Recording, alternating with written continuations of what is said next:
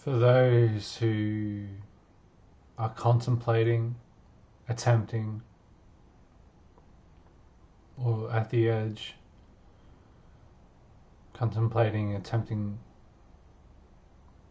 entertaining thoughts of suicide, you're definitely not alone, and you're not a coward.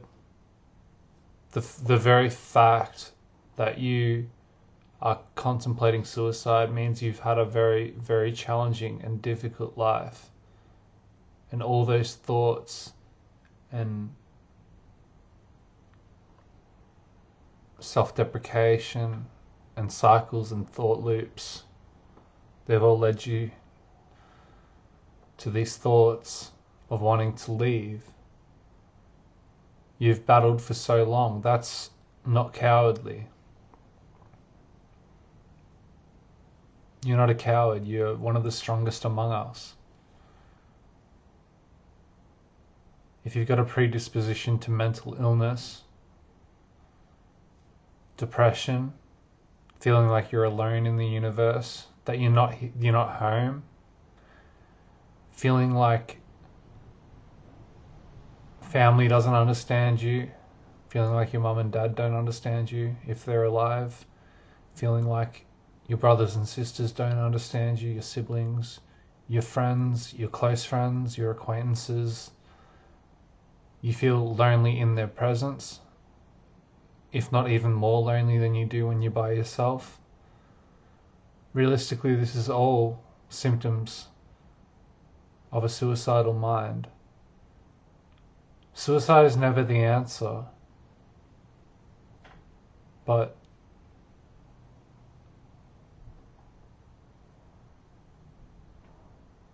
you're stronger than you think. If you've battled this long, you never know. Maybe 2 years from now, 3 years from now, 10 years from now, all of this will be completely changed and you won't be suicidal anymore. But the point is, you've got to keep on living with that strength and continue on. But you're not a coward. You're one of the strongest among us. I promise you that.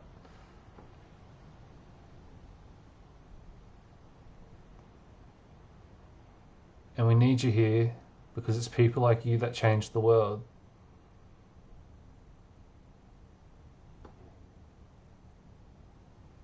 I go into loops and bouts of depression where I feel like I can't continue on. And then maybe even the next day or a couple of weeks from that point, I write one of the best songs I've ever written. And I realize if I had died, I never would have written that song. I never would have had the chance to put that into the world. And that's leaving behind a legacy. Maybe not for my children because I never have any.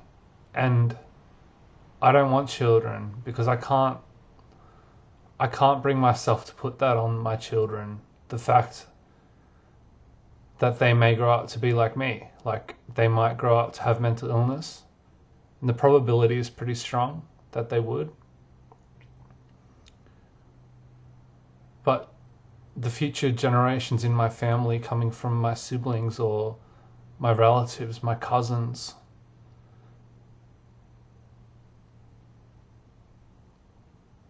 their dad or their mum could say,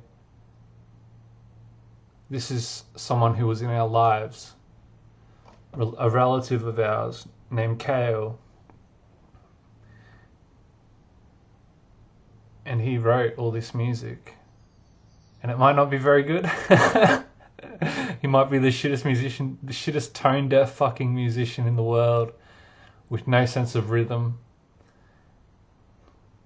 but he did something, and that's cool. But to bring it back to you guys and stop talking about myself like I'm some kind of egotistical fuckwit, you're much more loved than you think. My Xbox just went off. What's that? Shadow of the Tomb Raider is ready to start. See, like simple things like that. I might be in a bad mood, but I can kind of, this is a new game I've never played before. I can put on Shadow of Tomb Raider and just play. Kind of escape to a new reality, kind of. I'm not in the game, but I'm like a spectator of a story. That's cool. I've been playing Mass Effect, which is fun. But to bring it back to you guys, let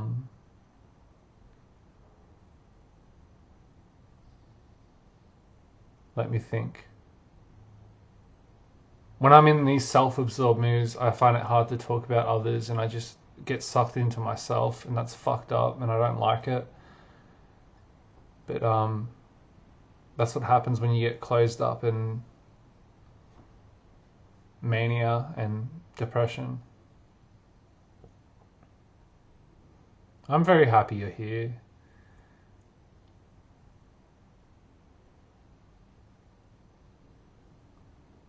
If you're struggling right now, leave a comment on this video and let's have a chat. And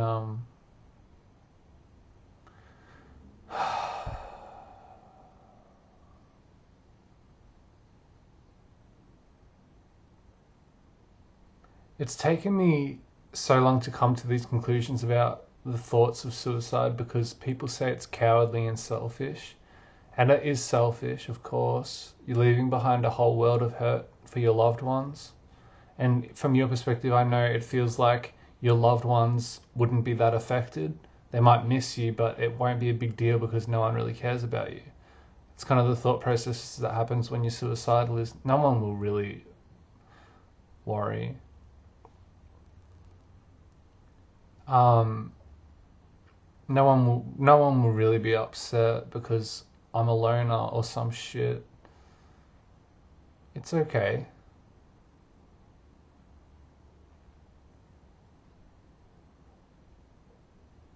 Don't do it.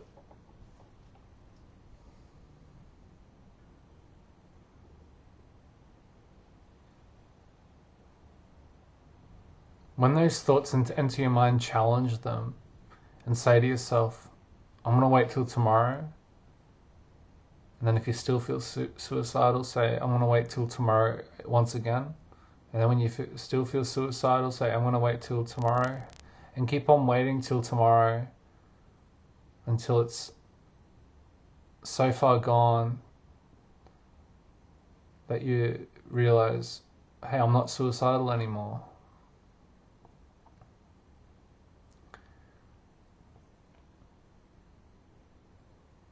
Now bringing it back to my selfish self.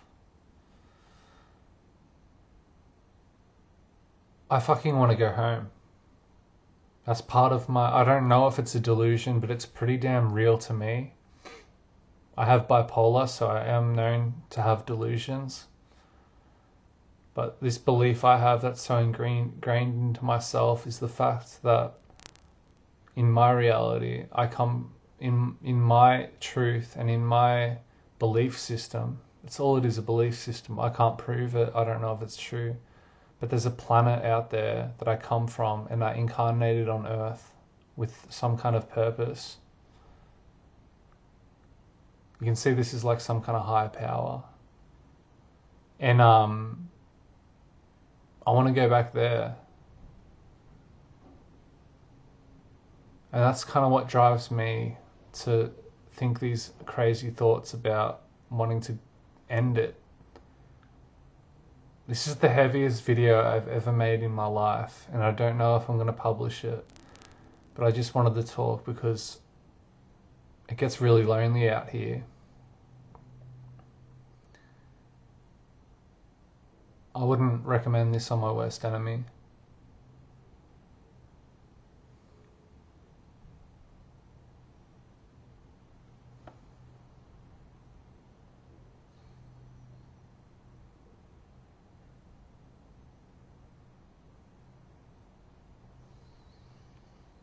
This is a nicotine stain. I smoke a cigarette every 10 minutes, and I have been doing that since the start of the year when I took up smoking once again. I used to use a vaporizer, and then I just smoke so many rollies that my finger becomes, it almost looks like gangrene or something.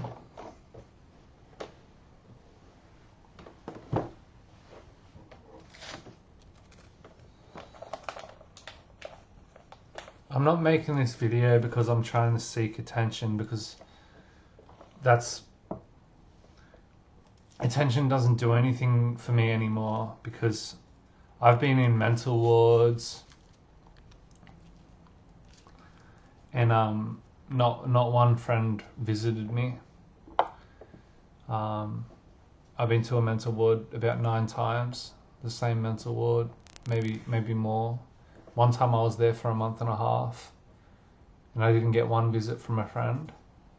That broke my heart. And ever since then I've had issues with friendship where I think, I've got like 1 or 2 close connections now, and they help me a lot. They help me tremendously and they understand to a certain extent. But I don't come at them and say, hey, I've got this crazy battle going on constantly, this crazy battle between 2 worlds, and it can be good at times because it's like it feels like a higher purpose, and then on the other hand it feels like a curse. But the fact that I had this like journey of just being alone, I live with my family, but even they don't know what's going on with me, and I do let them in on some things, but for the most part I'm alone, and I've learned how to be alone. It's a skill not many people can develop, and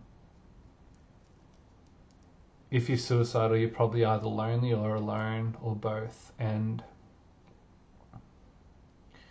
if you're lonely, I'm sorry, and if you're alone, see if you can use that to your advantage. And it will be hard as fuck to... I don't even know what I'm saying, because obviously you already know how to be alone if you're dealing with this stuff. But I'm not saying that only the lonely people contemplate suicide, because everyone can kind of get depression, and it doesn't matter what status you have or what conditions you have. Everyone's susceptible to a midlife crisis, for instance, or a quarter life crisis.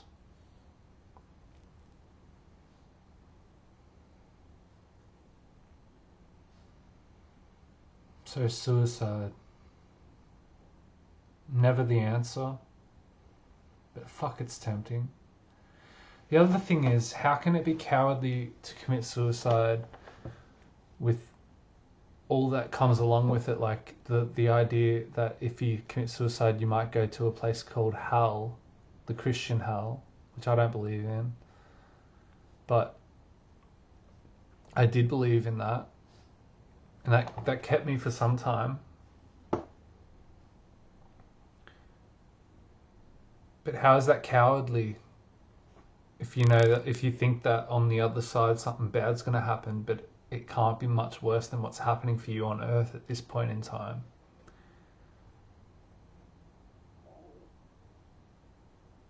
The other thing is, I think it's like 90% of suicides before, if the guy survives or the girl survives the suicide or they survive the suicide, they tend to wish they didn't do it.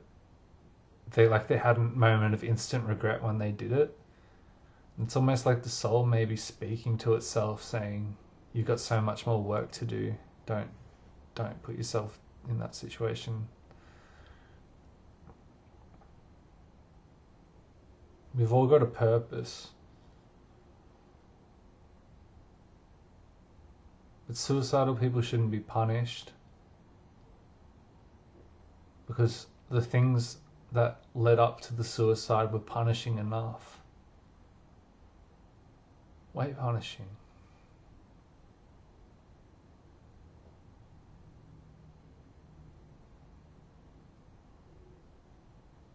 I love you.